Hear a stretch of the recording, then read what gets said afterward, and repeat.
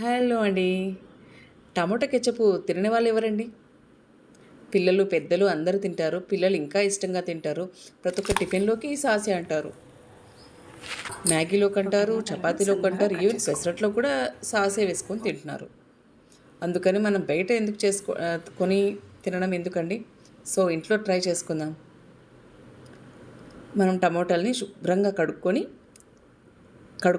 Cut చేసుకొని stove మీద వేసేసి ఒక గ్లాస్ వాటర్ వేసేసి ఉడికిచ్చేసుకుందాం మెత్తగా. దాన్ని మనం ఇప్పుడు వడగట్టేసుకొని వాటర్తో సహా అయినా కొట్టుకోవచ్చు మిక్సీలో. లేదంటే ఉత్త టమోటాస్ కొట్టేసి వాటర్ మళ్ళైనా యాడ్ చేసుకోవచ్చు.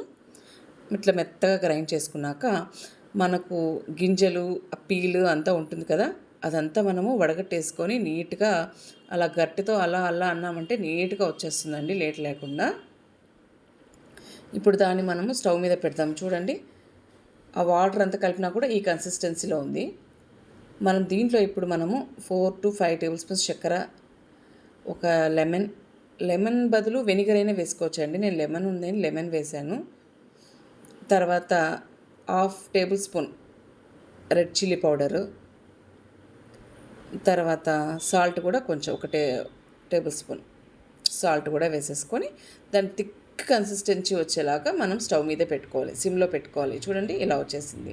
దాన్ని ఇప్పుడు మనం ఆల్రెడీ నాకు అయిపోయిందండి సాస్, దాంతోనే ఇప్పుడు ఈ సాస్ వేస్తున్నాను. చూడండి బాగా థిక్ కన్సిస్టెన్సీగా ఉంది. టేస్ట్ కూడా చాలా అంటే చాలా బాగుంది. ఖచ్చితంగా ట్రై చేయండి. మీకు వీడియో నచ్చితే please like, share and subscribe.